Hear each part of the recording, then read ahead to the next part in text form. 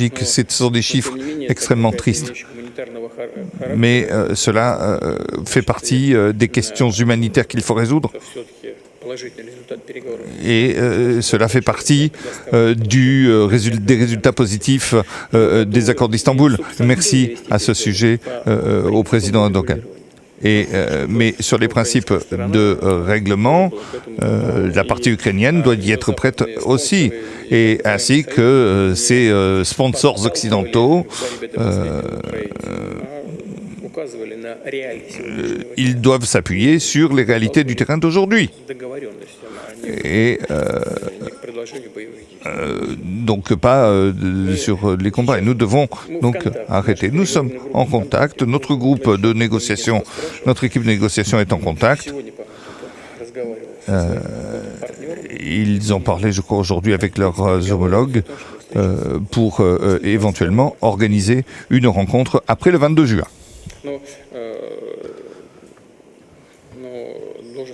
Mais je dois dire tout de suite que M.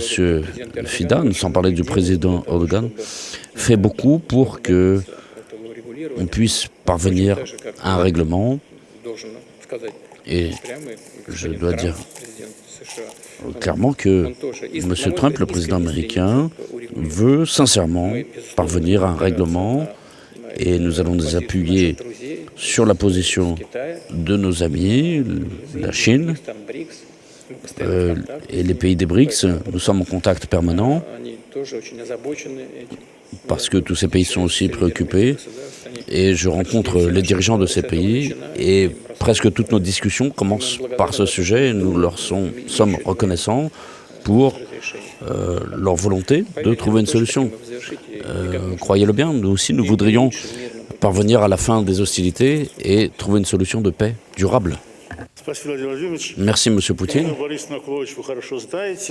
Vous avez en face de vous Mme Irina Kulovic, vous la connaissez bien, c'est un peu la patronne de la presse biélorusse. Vous savez que quand M. Loukachenko intervient, elle est toujours avec lui. Elle dirige une agence qui travaille très très bien. Et Irina, à vous. Merci beaucoup pour votre appréciation. Monsieur Poutine, au tout début de votre intervention, vous avez dit que vous étiez contre les guerres et les restrictions. Contre quoi? Je parle de l'économie. Contre les guerres et les restrictions.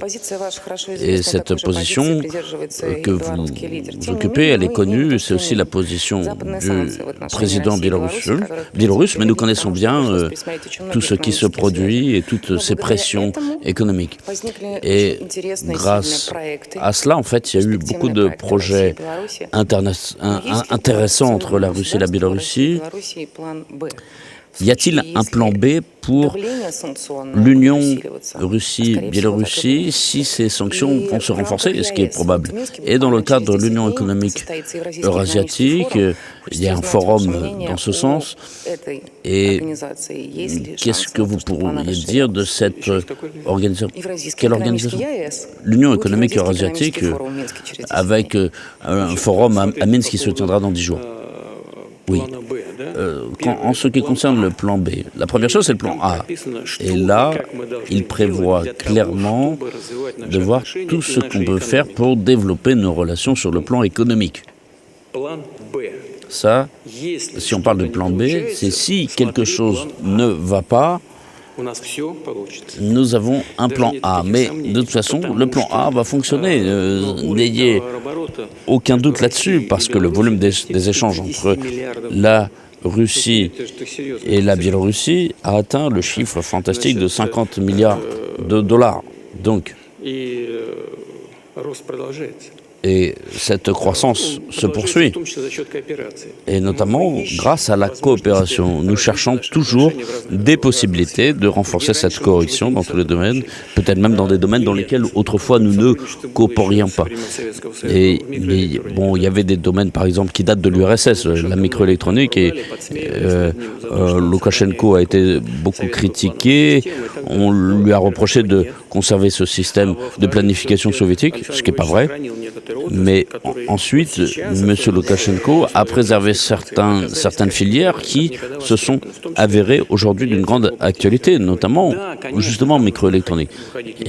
Et évidemment, il faut passer à des chiffres supérieurs, il y a encore beaucoup à faire. Mais en tout cas, ça a été fait dans d'autres pays depuis des décennies. Mais en tout cas, nous avons la possibilité de progresser très rapidement. Nous avons aussi la possibilité de coopérer en matière de construction aéronautique. Ça peut être encore des avions assez modestes, mais avec notre coopération, la Biélorussie fait déjà des choses intéressantes. Mais on peut aussi travailler sur le plan de production d'appareils dont l'assemblage final pourrait se faire en Russie. Donc ici, il y a une coopération étroite qui est suivie. Donc évidemment, la part russe dépasse souvent largement 50%.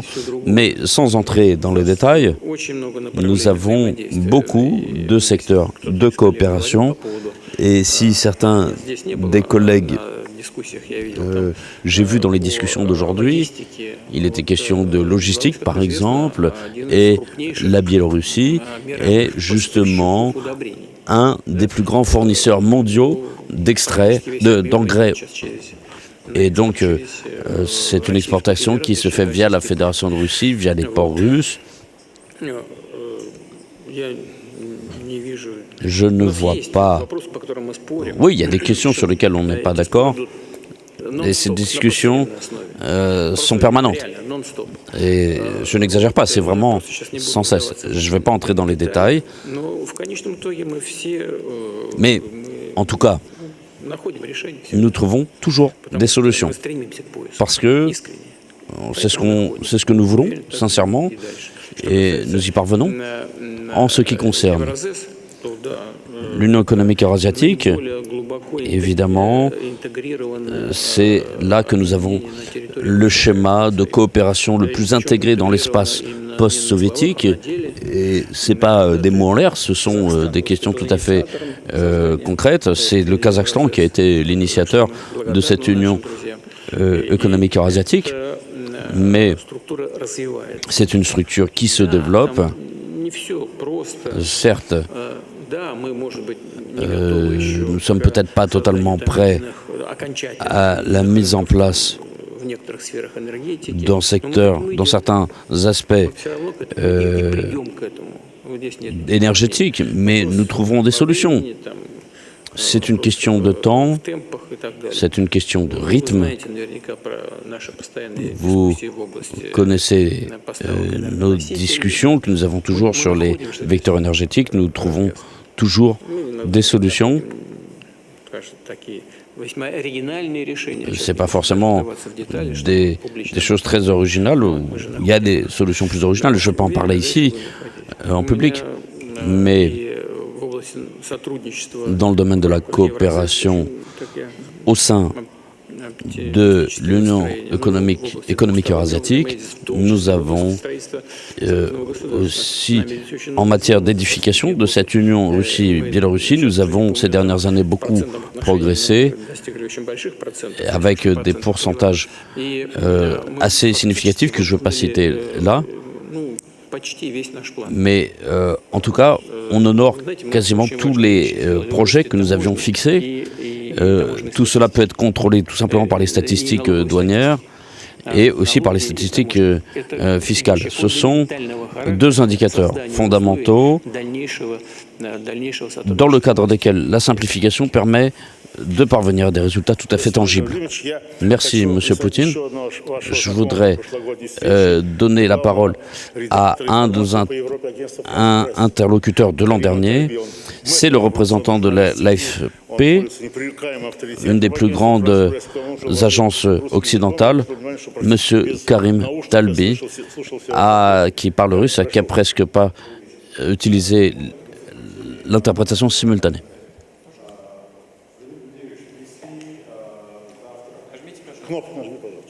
Appuyez sur le bouton, on ne vous entend pas.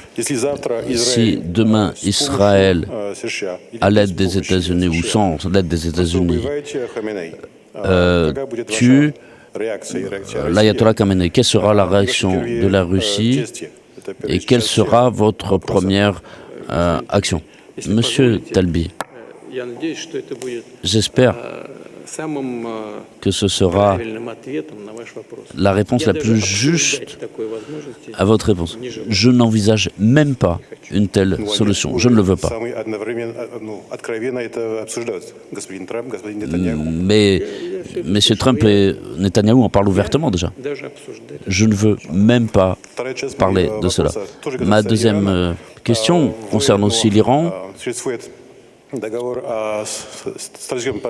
Il y a un accord de partenariat stratégique entre la Russie et l'Iran. Est-ce qu'il prévoit que la Russie va prendre la défense de l'Iran et cette situation s'aggrave? Est-ce qu'il y a un type d'armement que vous fournissez à l'Iran pour se défendre contre les attaques, les frappes israéliennes? Vous savez, quand nous avons proposé à nos amis iraniens de travailler dans le domaine des systèmes de défense antimissiles, à l'époque, le partenaire n'avait pas manifesté un grand intérêt. En ce qui concerne notre accord de partenariat stratégique, il n'y a pas d'article portant sur cette question. Troisièmement, nos amis iraniens ne demandent pas notre aide. Donc, finalement, il n'y a quasiment rien à dire là-dessus. Est-ce que je pourrais poser une question? Oui. Et il y a des systèmes antimissiles comme S-200 et les versions sous-modernisées. Non, c'est pas ça, parce que notre proposition consistait non pas en des livraisons de matériel, mais en l'édification de tout un système. Donc on en a parlé à un moment, mais la partie iranienne n'était pas intéressée. En ce qui concerne des livraisons ponctuelles, oui, nous avons fait des livraisons. Ce n'est pas lié à la crise actuelle, mais c'est simplement dans le cadre de notre coopération technico-militaire régulière et dans le respect des normes internationales.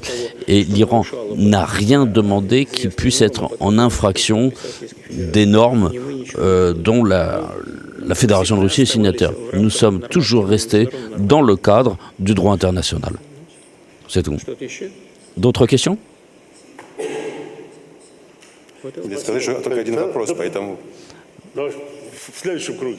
Alors, on continue.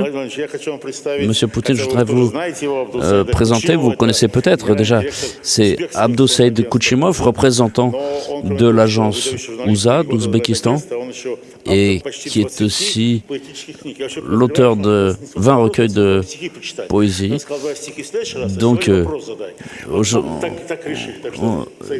il aurait pu nous lire des poèmes, mais aujourd'hui, il peut nous poser une question. Il écrit en ouzbek, oui. Monsieur Poutine, vous savez que notre société manifeste un très grand intérêt à ce qui se passe en Russie, autour d'elle. Cela s'explique d'abord par nos relations d'amitié historiques et la proximité de nos populations. Deuxièmement, notre société apprécie beaucoup et soutient le travail titanesque que, avec notre président, M. Mirziyoyev, vous avez fait pour renforcer cette coopération entre nos pays. Aujourd'hui, les relations entre l'Ouzbékistan et la Russie sont à un niveau sans précédent. Évidemment, il y a des points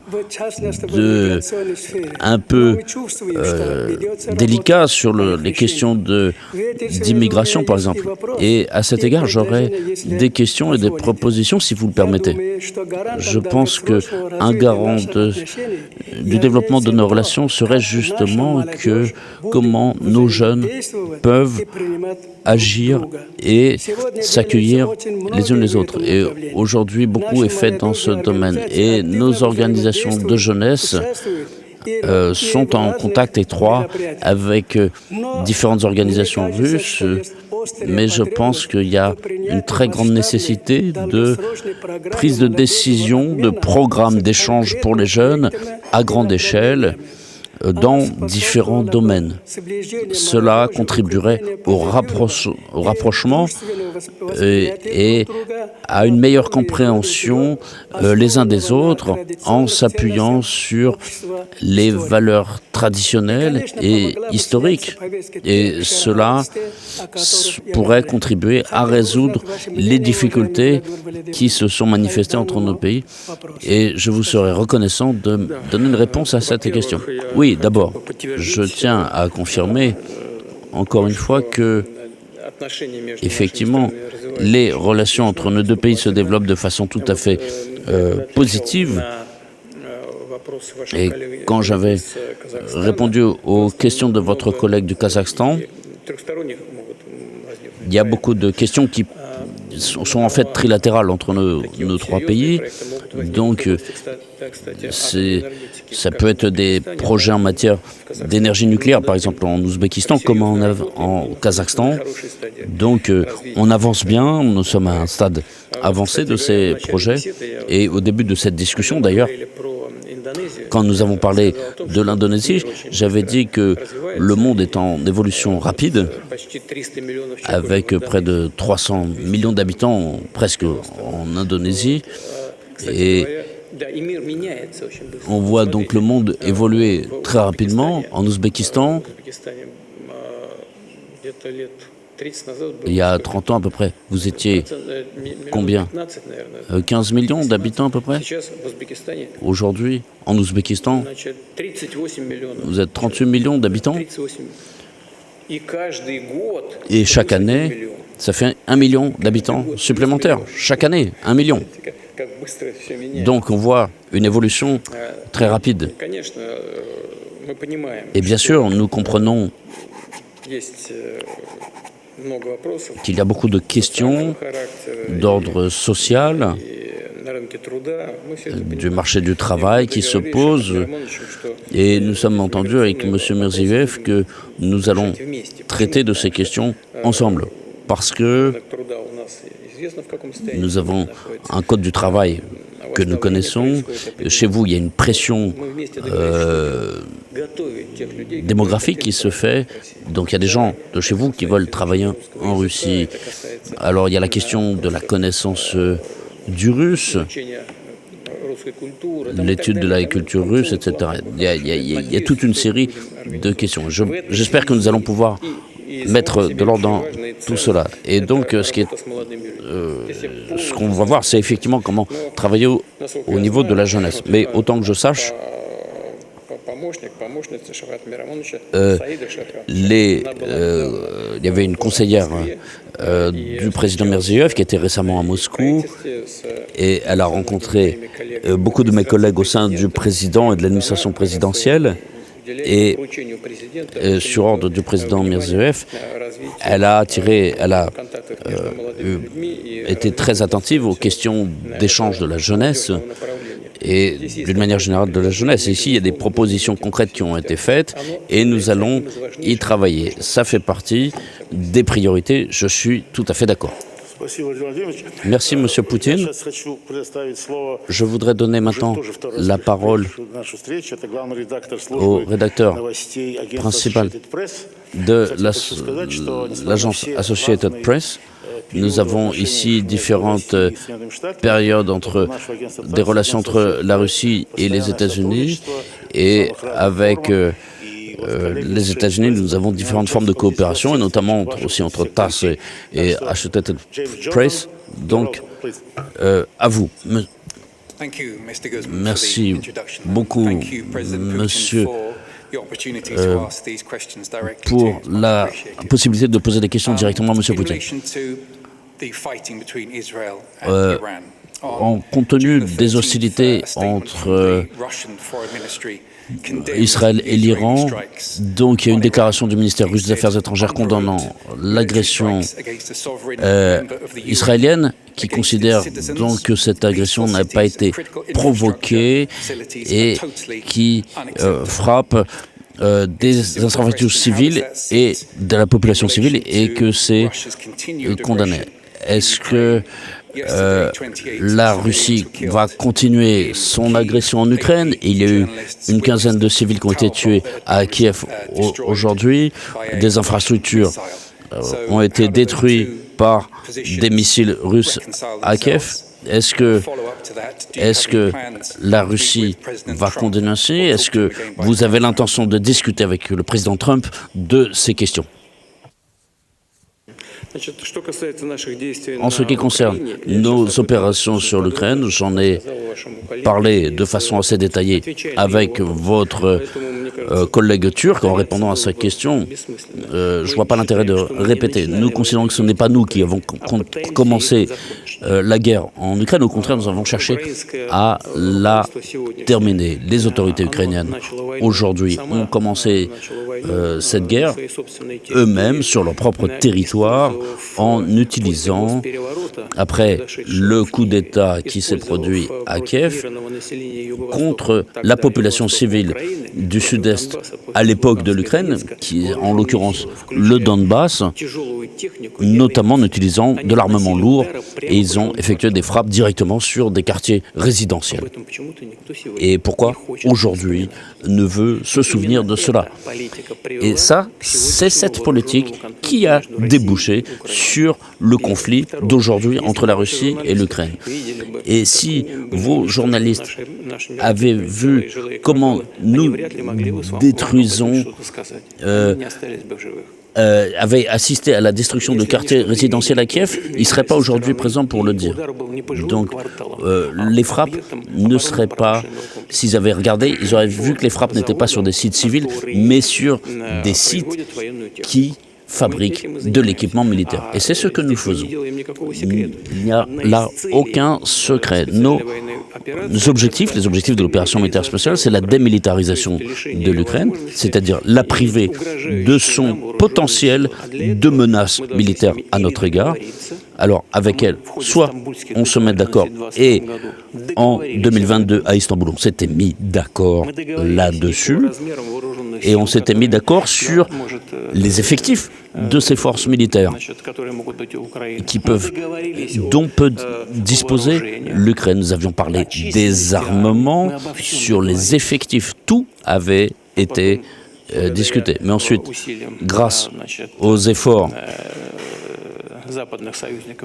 des alliés occidentaux de l'Ukraine, ils ont jeté à la poubelle ces accords et ont décidé de nous faire la guerre jusqu'au dernier Ukrainien pour nous imposer une défaite. Mais ça n'a pas marché. Et donc, au lieu d'un accord de paix, nous avons été obligés d'employer la force pour satisfaire les objectifs que nous étions fixés, à savoir les démilitarisations.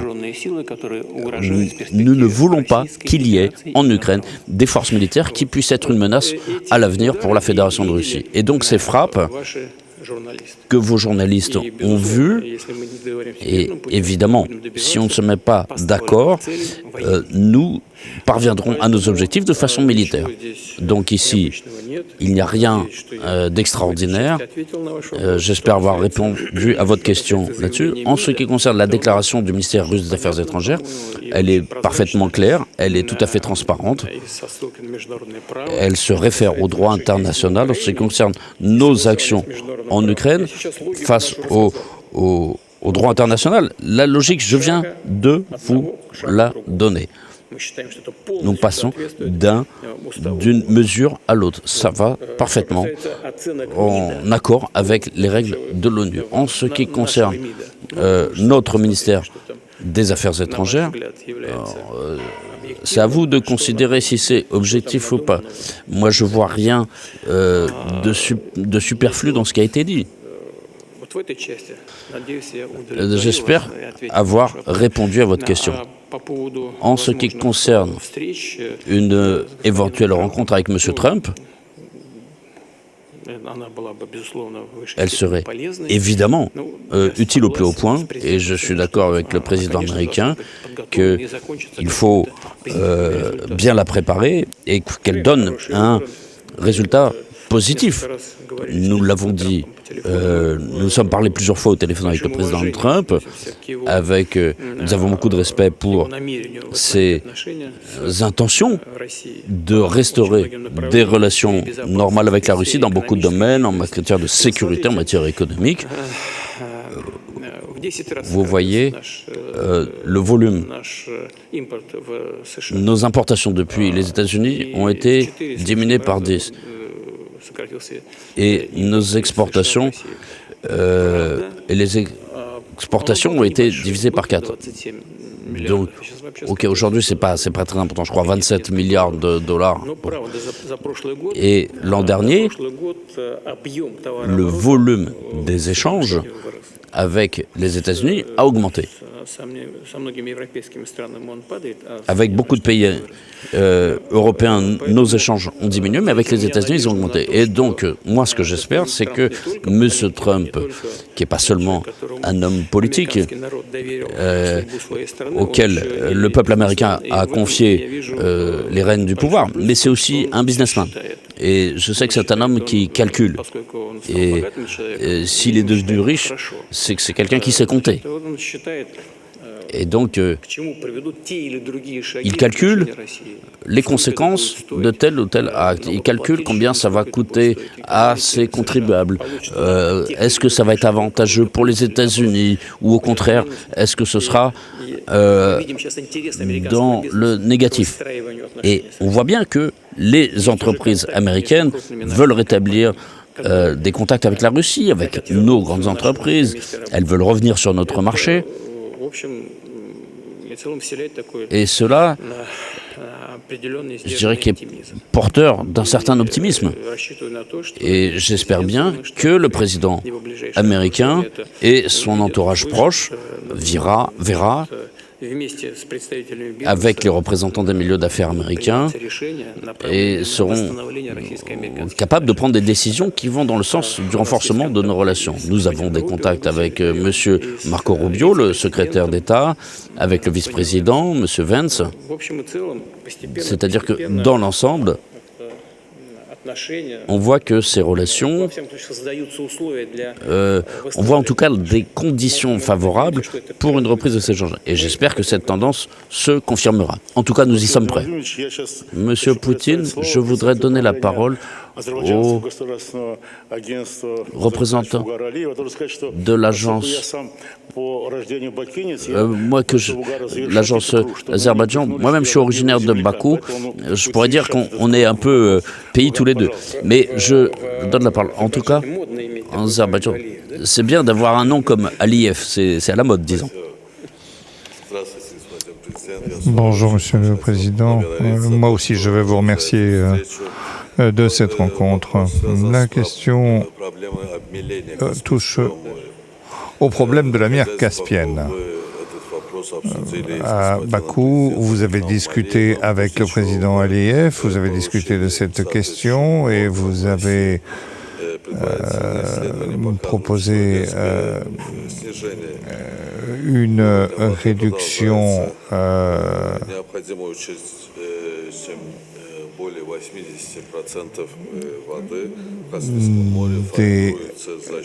parce que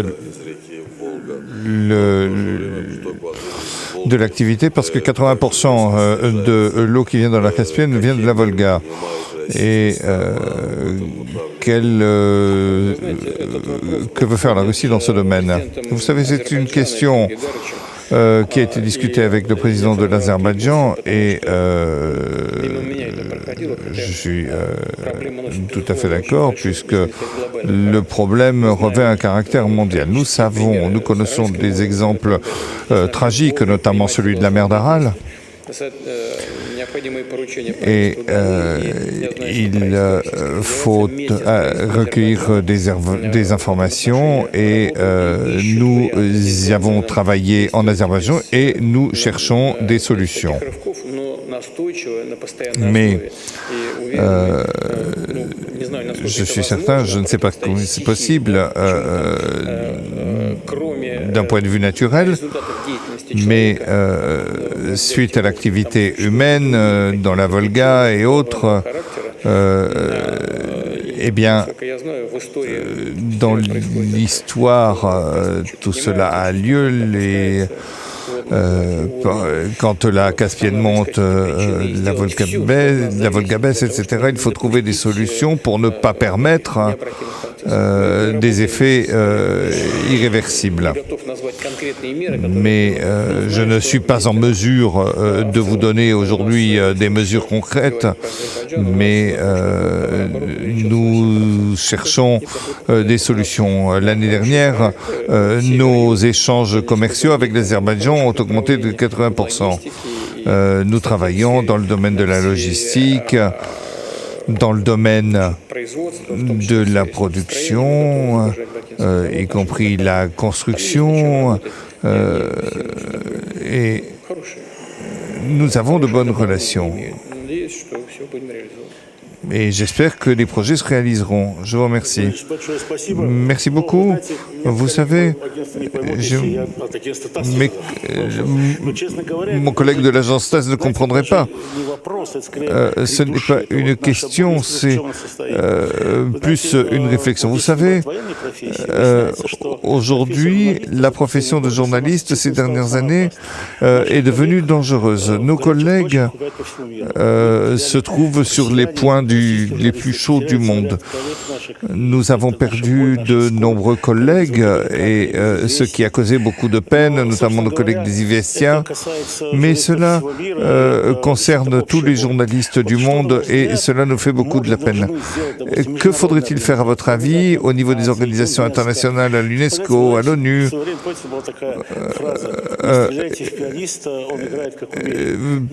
Vous savez, il y a de la phrase qui dit « Ne tirez pas sur le pianiste, il joue comme il peut ». Et comment faire pour protéger les journalistes? Quels sont les efforts qui devraient être faits pour que les journalistes ne soient pas tués? 10%, il y a 10% de plus de journalistes l'année dernière, et donc ce sont des choses qui sont des sujets importants. Alors, je ne pourrais pas donner une réponse complète à votre question, mais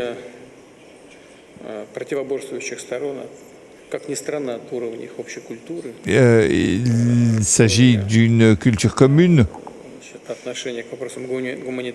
Cela relève des questions culturelles, mais malheureusement, dans les zones de conflit, la perte de journalistes est presque inévitable.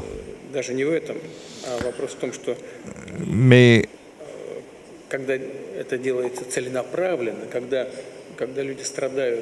lorsque les gens souffrent, c'est une tragédie qui est énorme. Il y a des morts, des blessés. Mais lorsque les personnes sont visées, lorsqu'elles tombent par hasard, c'est tragique. Mais lorsqu'elles sont visées, c'est un véritable crime. Et il faut réfléchir à comment la société internationale peut éviter cela. Si un journaliste meurt d'un pays en particulier, les alliés de ce pays font du bruit, et sinon ils ne disent rien. Donc, la journaliste il y a une solidarité de la presse, mais bien sûr il faut prendre des décisions avec les instances internationales, l'Organisation des Nations Unies. Il faut y réfléchir, mais la question n'est pas simple. Et je veux exprimer mes condoléances indépendamment du pays d'origine en faveur des proches de tous ceux qui ont perdu la vie suite à l'exercice de leur profession. Merci beaucoup de ce soutien. Et nous travaillons depuis 2 jours, nous avons commencé hier et nous continuons aujourd'hui, mais les collègues ont pu un petit peu se réchauffer. Et est-ce que vous pouvez donner la possibilité? Collègues, nous allons... si quelqu'un veut poser une question, levez la main et nous lui donnerons la parole. Mais une question courte, s'il vous plaît.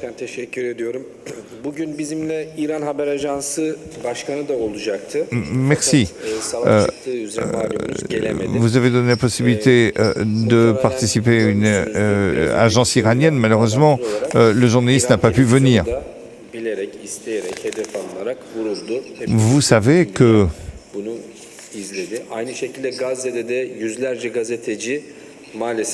il y a eu une frappe intentionnelle sur la télévision de l'Iran, à Téhéran. Et des journalistes sont morts également à Gaza, suite aux frappes israéliennes. Y a-t-il... Je pense que l'Iran... Est-ce que la Russie veut soutenir l'Iran dans ce domaine? Une déclaration du ministère des Affaires étrangères de la Fédération de Russie a été faite concernant le conflit israélo-iranien, et c'est notre position. Nous sommes en contact avec nos partenaires iraniens et aujourd'hui, ces contacts se sont poursuivis et je pense que demain, ils se poursuivront. Nous ferons des propositions et ça, c'est la première chose. Deuxième chose, je l'ai dit, nous avons 250 personnes qui travaillent à Boucheï. Et nous ne partirons pas.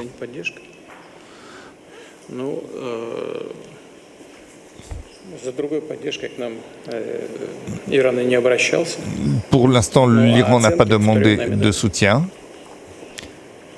mais nous évaluons la situation. Une autre question. Allez-y. Martin. Monsieur le Président, j'aimerais revenir à ma première question parce qu'il s'agit de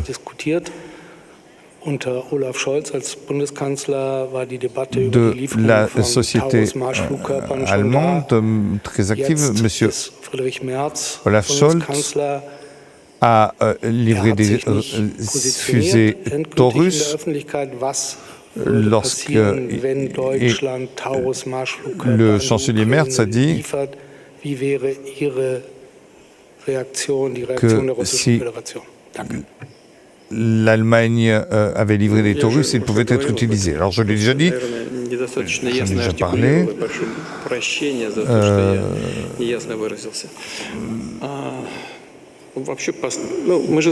Nous savons ce qui s'est passé dans les années 40. Nous savons ce qui s'est passé durant la Seconde Guerre mondiale. Et nous savons quels efforts ont été faits des deux côtés, que ce soit de la part de l'URSS ou de la Russie et côté allemand, pour ne pas que se répète le passé, et nous y avons passablement réussi. Pour ce qui est de la République démocratique allemande, ça se comprend, mais également de la part de la République fédérale allemande.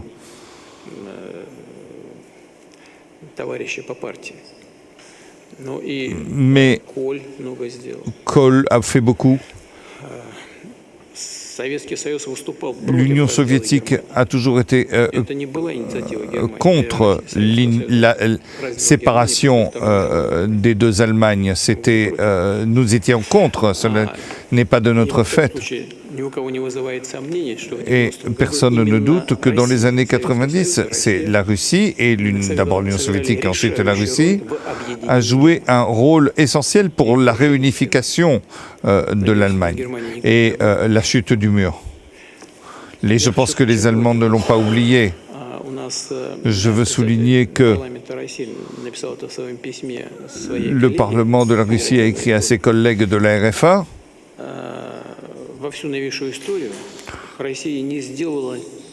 pour dire que la Russie n'a jamais rien fait pour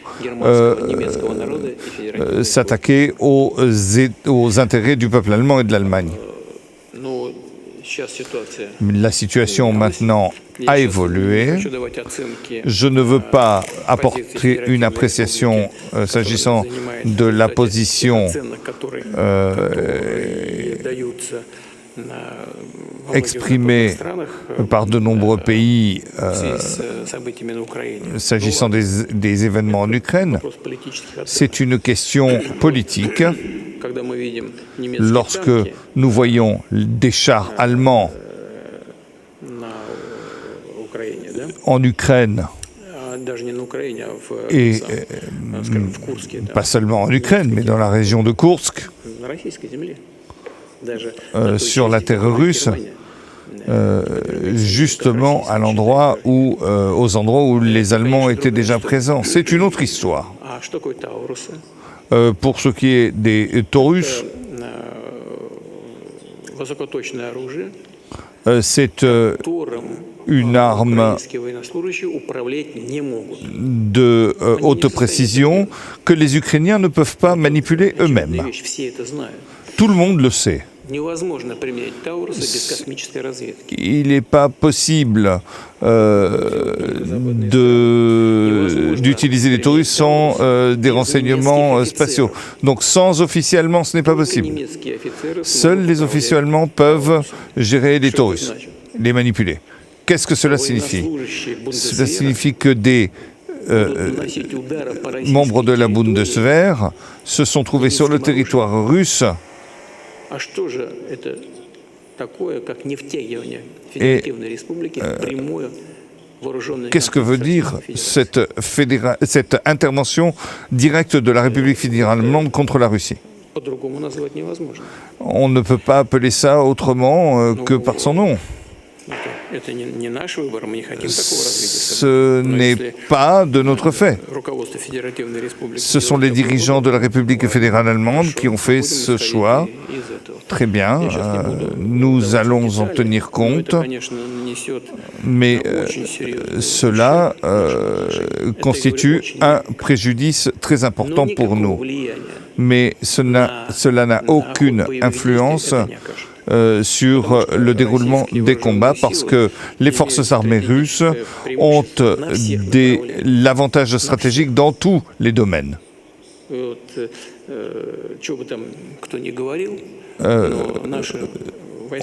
ne l'a peut-être pas dit, mais nous progressons sur toute la ligne du front.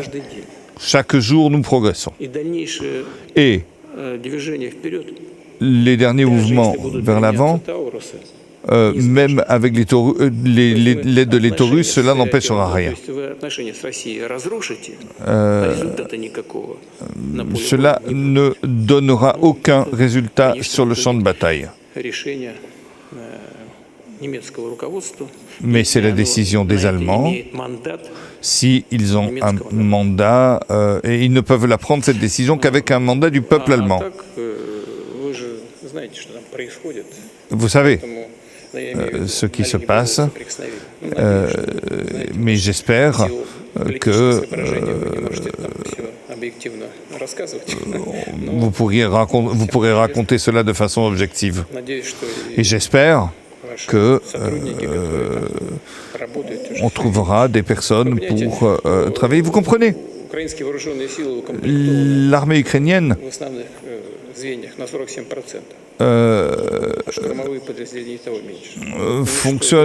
a été détruite à 47%. Qu'est-ce qu'on peut faire? Cela et de toute façon, les livraisons d'armements occidentaux ne changeront rien. C'est important, bien sûr, mais cela ne permettra pas de changer les choses sur le champ de bataille. La mobilisation forcée, Je comprends tout ça, mais nous nous sommes mis d'accord s'agissant des décisions à prendre, mais vous savez, il y a eu des désertions très importantes et les désertions augmentent, les pertes augmentent, sont aussi fortes que la mobilisation. Et qu'est-ce qu'on veut faire? C'est pourquoi nous disons, nous sommes d'accord de nous asseoir et de discuter. Nous l'avons déjà proposé. Nous avons proposé des conditions de discussion à Istanbul en 2022. Elles étaient beaucoup plus souples que maintenant. Bien sûr, les choses ont changé maintenant. Mais sur le principe établi à Istanbul, nous sommes prêts à trouver des solutions. Et la situation va encore évoluer vers le pire pour l'Ukraine. C'est pourquoi il faut s'asseoir et se mettre d'accord. C'est une information tout à fait objective. Je ne suis pas en train d'inventer. Il y a eu 47% de pertes.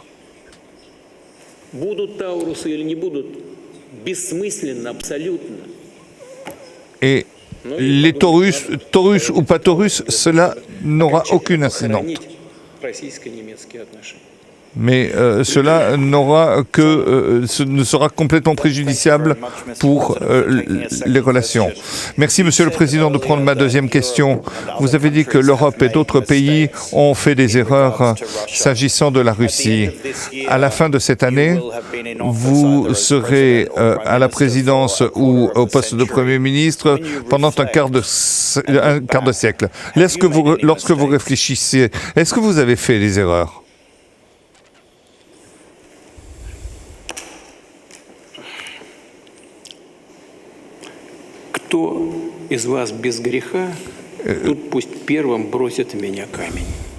Que celui qui n'a jamais péché me jette la première pierre.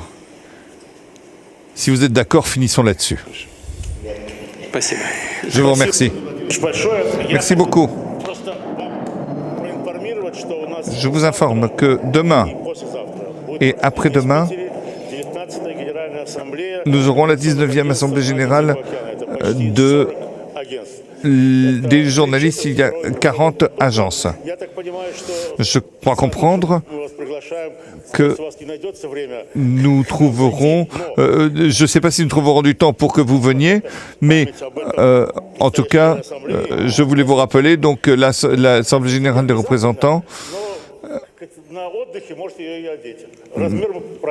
Mais j'espère qu'en tout cas, vous pourrez participer. Merci. Merci beaucoup.